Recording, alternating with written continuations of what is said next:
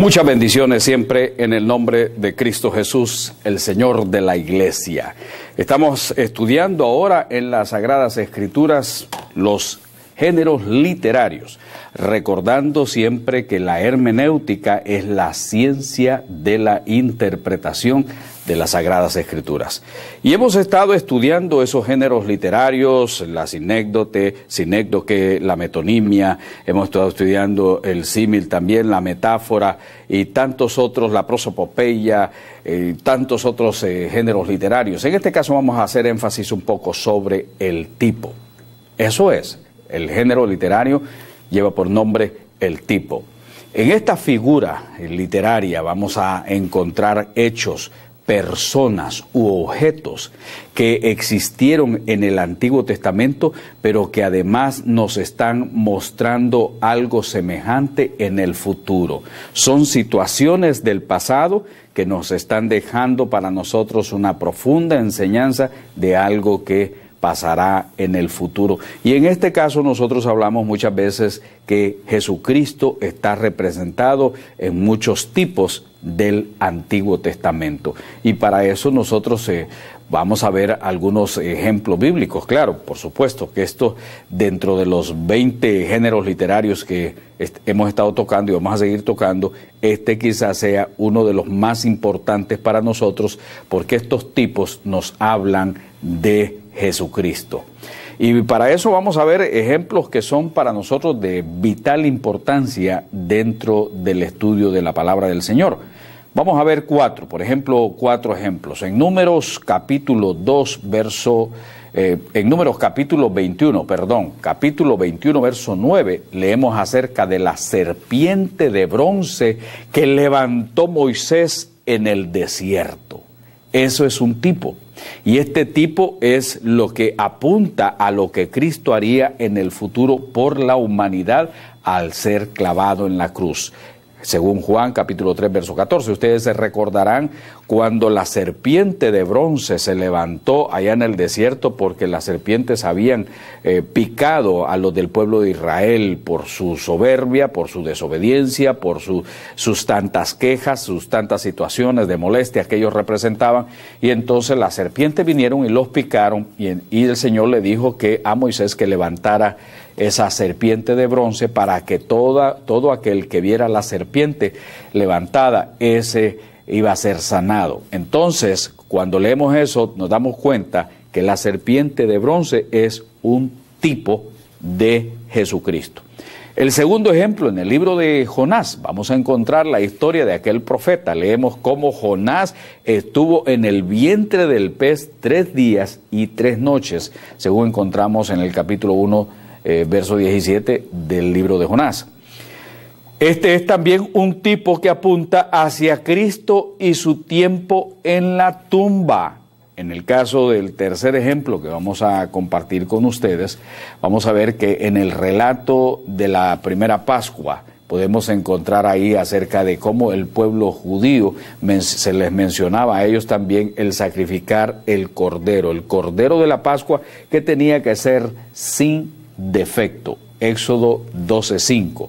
Y este es un tipo de Cristo como nuestro Redentor. En 1 Corintios 5:7 también podemos ver más claramente esto. Jesucristo es el Cordero de Dios, pero Jesucristo es el Cordero que fue sacrificado.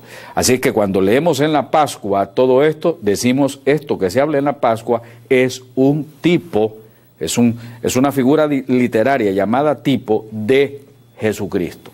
En el cuarto ejemplo, finalmente, que estamos viendo en el Antiguo Testamento, cuando se menciona el lugar del tabernáculo, el lugar santísimo, donde nadie más que el sumo sacerdote podía entrar una vez al año, según Éxodo 26:33, ese lugar es el tipo del cielo, una realidad futura a la cual todos tenemos acceso ahora mismo, según Hebreos 10:19. Así es que eso que encontramos del lugar santísimo y todo eso es también un tipo de cielo.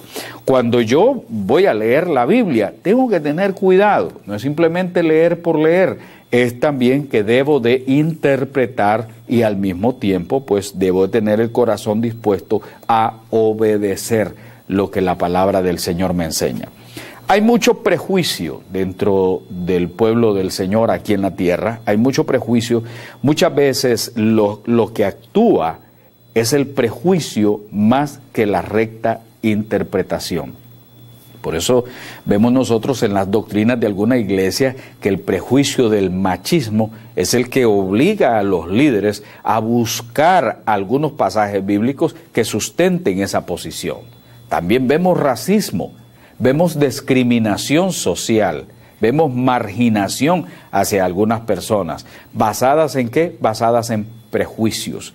También nosotros estamos oyendo tanto acerca de las riquezas que Dios te da, que Dios te va a hacer rico y toda esta situación. Y cuando usted da una ojeada al mundo entero y ve a América Latina y todos los países del tercer mundo, usted los ve sumidos en la pobreza. Alguno diría, ¿es esa la voluntad de Dios o es que una persona está manipulando los pasajes bíblicos, enseñando cosas sin interpretar verdaderamente la Biblia?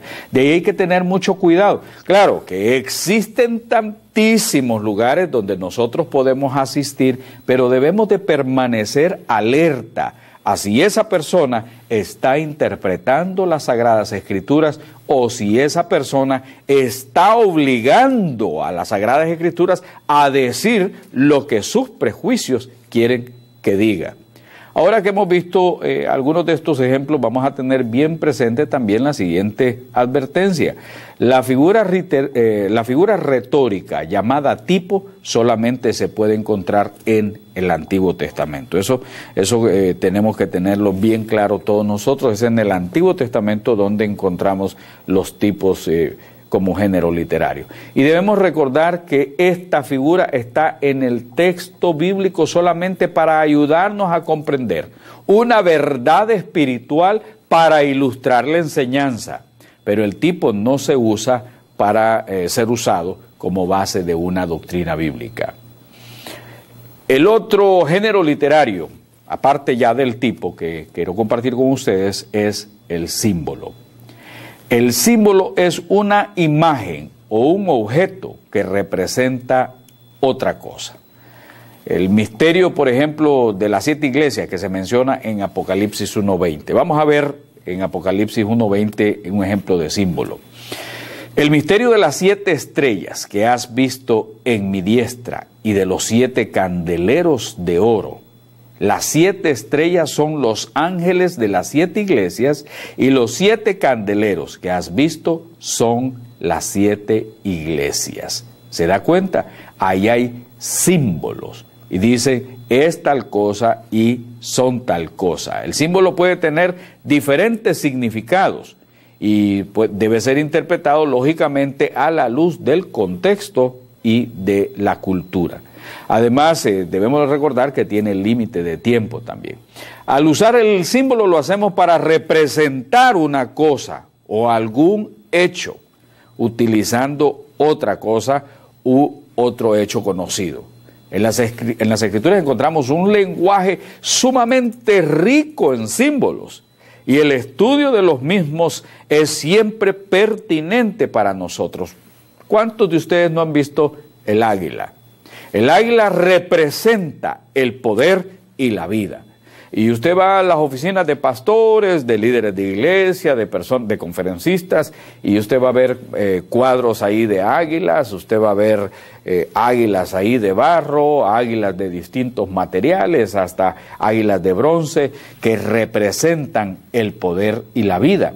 ¿Y dónde encontramos estos ejemplos? Bueno, hay muchísimos símbolos de águila. En Deuteronomio 32:11, ahí tenemos nosotros uno, dice, como el águila que excita su nidada, revolotea sobre sus pollos, extiende sus alas, los toma, los lleva sobre sus plumas. Deuteronomio 32:11. Ahí va a ver usted por muchas partes ese símbolo que es género literario del águila. Así que cuando usted enseña sobre algo y usted encuentra ahí un símbolo, usted va a decir, bueno, esto representa la fuerza, representa el poder. Es como cuando nosotros vemos acerca del ancla. En muchos lugares, algunos tienen en sus oficinas también anclas, porque representa el ancla la esperanza. Y en Hebreos 6:19 usted podrá leerlo y habla también de la esperanza, de la cual dice, la cual tenemos como segura y firme ancla del alma. La esperanza es el ancla del alma y además dice, y que penetra hasta dentro del velo. Hebreos 6:19. Así es que esa ancla nos representa también la firmeza, la seguridad. El bosque. Por todos lados encontramos nosotros en las Sagradas Escrituras símbolos acerca del bosque. Acuérdense que estamos estudiando los símbolos. En Isaías capítulo 10, verso 18 nos dice, la gloria de su bosque y de su campo fértil consumirá totalmente alma y cuerpo y vendrá a ser como abanderado en derrota. Así es que el bosque representa también ciudades.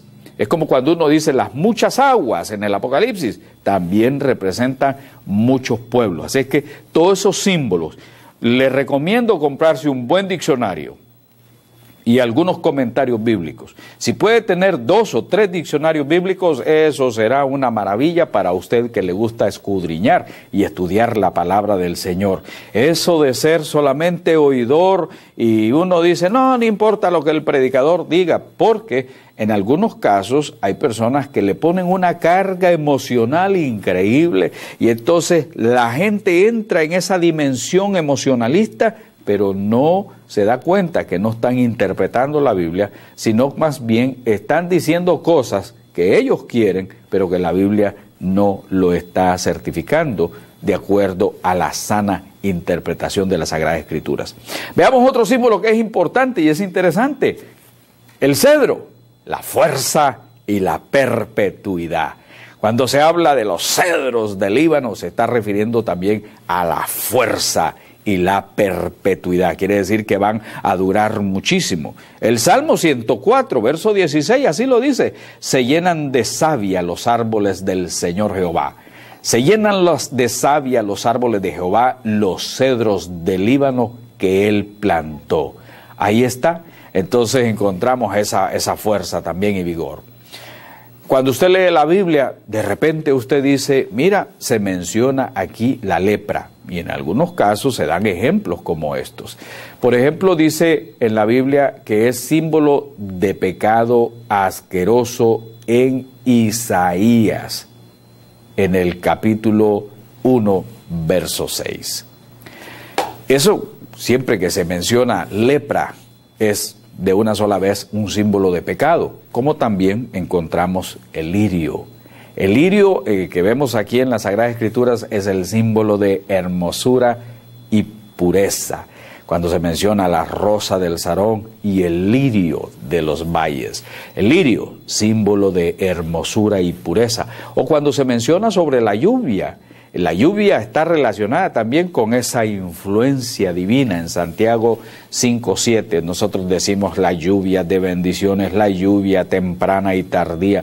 Cada vez que se habla de lluvia, en este caso es de esa bendición y también de influencia divina. Así que usted tendrá que ver ahí a qué más o menos se refiere, estudiar el símbolo pero dentro de su contexto. No hacer que el símbolo se explique como yo lo quiero, sino que el símbolo sea explicado de acuerdo a lo que es. O cuando uno habla de la sangre es el símbolo de vida. Según Génesis 9:4, usted lo podrá ver ahí, la sangre es el símbolo de vida en la cual también está, según dice la Biblia, la vida.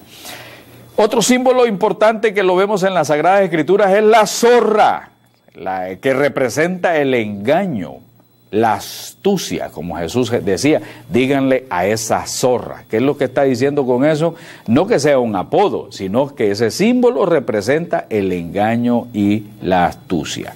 Pues bien, el tercer género literario que vamos a ver en esta ocasión es el símil. Y podríamos decir nosotros, ¿qué es el símil? El símil compara una cosa con otra, usando los términos así como tal parece semejante a. Por ejemplo, los que confían en Jehová son como el monte de Sión, dice el Salmo 125. Así que es una comparación que lleva la palabra como. Los que confían en Jehová son como el monte de Sión. Y esta figura retórica recibe su nombre de una palabra latina, símil, que significa semejante o parecido. Para definir el símil, digamos que se trata de una comparación entre dos cosas para resaltar una de ellas, donde siempre está presente una característica definida, la palabra como.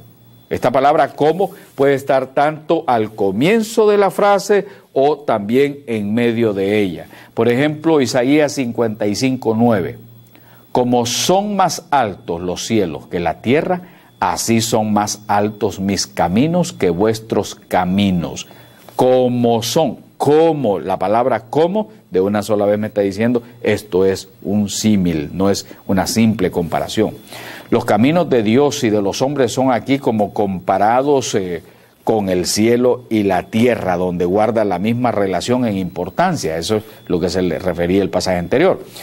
También encontramos en Jeremías 23:29, no es mi palabra como fuego, dice Jehová, en este caso donde la palabra como aparece en medio de la frase. La comparación es evidente, es bien clara.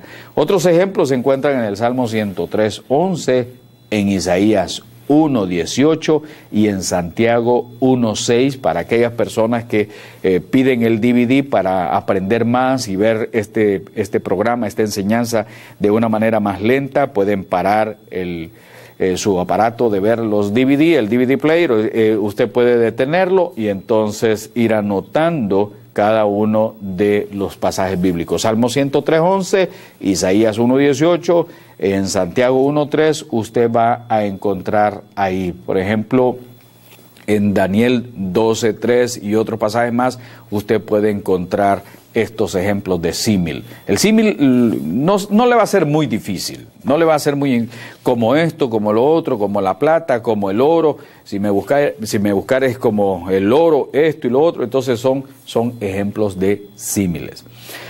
Otro género literario importante que nosotros estudiemos hoy es la interrogación. Al igual que cuando describimos la ironía, debemos afirmar que la interrogación es una de las figuras retóricas que nosotros utilizamos a diario en nuestro lenguaje común. La interrogación lógicamente, es una pregunta que tiene la particularidad de no necesitar respuesta, ya que la misma interrogación encierra una conclusión evidente. Por ejemplo, cuando uno dice, ¿verdad que entendiste esta definición? Entonces muchos dicen, sí, porque ya en sí la pregunta está conduciendo al tipo de respuesta que nosotros queremos. La pregunta ha sido formulada y la misma encierra lo que el autor de la misma considera que es la única respuesta posible. Entonces uno dice, sí, claro que entendí. Por ejemplo, encontramos en las Sagradas Escrituras algunos ejemplos de interrogación. En el libro del Génesis, capítulo 18, verso 25, nos dice, Abraham pregunta, ¿el juez de toda la tierra no ha de hacer lo que es justo? Ahí tenemos nosotros la interrogación que ya de una sola vez encierra la respuesta. ¿Cuál es la respuesta? Evidentemente, claro que sí. No queda otra salida que decir que sí. Bien, vamos a dejar entonces la interrogación porque es un género literario fácil de entender y ahora vamos a ver la antítesis, ese otro género literario para nosotros que es importante. En un diccionario encontramos la siguiente definición. La antítesis es una figura que consiste en contraponer una frase o palabra a otra de contraria significación. Esta figura es muy efectiva y su utilización es frecuente en la Biblia. Vamos a ver algunos ejemplos. Uno de los muchos casos está en el libro de Deuteronomio. Ahí leemos, mira, yo te he puesto delante de ti la vida y el bien, la muerte y el mal. ¿Qué está diciendo eso? Te estoy poniendo una cosa y la antítesis o lo contrario de la otra. Como en todos los casos, la antítesis nos deja a nosotros la opción de elegir entre lo uno y lo otro. El Señor Jesús también utilizó en algunos casos esta figura retórica. En Mateo capítulo 7 encontramos Un ejemplo, porque ancha es la puerta y espacioso el camino que lleva a la perdición. Oiga usted eso, porque estrecha es la puerta y angosto el camino que lleva a la vida. Así dice en otras versiones. Otra vez queda claro que los oyentes reciben la oportunidad de elegir entre dos posibilidades. Así es que uno es, en este caso, el que escoge dentro de este género literario. Luego tenemos la gradación. Eso es importante. También conocido como el clímax. La gradación implica una escala de significado ascendente o descendente. La función de esta figura es de recalcar el desarrollo de la enseñanza en cuestión. Por ejemplo, una de las grandes gradaciones más importantes de la Biblia la encontramos en Romanos capítulo 8. Ahí a partir del verso 15 leemos: pues no habéis recibido el espíritu de esclavitud, sino que habéis recibido el espíritu de adopción. Somos hijos de Dios, también herederos y coherederos con Cristo, dice los versículos 15 al 17. Paso a paso, eso es lo que vamos viendo, como que las cosas se van haciendo cada vez mejores, cada vez mayores. Hemos pasado del espíritu de la esclavitud y termina hasta ser coherederos con el propio Jesús. Es una gradación, por decirlo así, va subiendo o en otro caso podría ser va también bajando. O sea, cuando usted lee la Biblia, usted dice, mira, aquí dice que el Señor nos lleva de gloria en gloria, o en algunos casos el pecado te hunde, el pecado te va llevando hacia la esclavitud. Entonces, estas son gradaciones que merecen ser explicadas. Otra impactante por su contenido, ejemplo de gradación se encuentra en Filipenses capítulo 2, del 5 al 11, que el Señor, habiendo tenido esa forma de Dios, se despojó de sí mismo y se hizo hombre y se hizo siervo y se hizo obediente hasta la muerte. Ahí vamos viendo nosotros lo que se llama la gradación. Uno de los géneros literarios interesantísimos para todo aquel que busca la sabiduría son los proverbios. En todas las culturas encontramos proverbios, y los proverbios no están únicamente dentro del libro de los proverbios. Habría que también, al leer algunos pasajes fuera de ellos, vamos a encontrar muchas enseñanzas. Por otro lado, recuérdense que hay proverbios chinos, hay proverbios árabes, hay proverbios hindúes, hay proverbios israelitas o judíos, como los que nosotros tenemos en las Sagradas Escrituras. El proverbio es un dicho que contiene siempre una enseñanza cuyo fin es hacer de mí una mejor persona. En la Biblia encontramos muchos ejemplos. Tan es así que tenemos todo un libro determinado para tener, para guardar, para recopilar todos esos proverbios. De ahí no siempre es sencilla la interpretación, y muchas veces debemos de recurrir a algún tipo de diccionario bíblico o algún tipo de comentario, porque hay proverbios que no son fáciles, en este caso, de describir. Lo que sí tenemos que hacer es tomar en cuenta el contexto de aquel proverbio. Y de algunos ejemplos, por ejemplo, encuentro yo en la palabra del Señor, en Lucas capítulo 4, verso 23, cuando el Señor, cuando nos dice en la Escritura, decía, médico, cúrate a ti mismo. Ahí, o tal vez el otro proverbio que se decía ya en el Nuevo Testamento, no hay profeta sin honra, sino en su propia tierra, como dice Marcos capítulo 6, verso 4.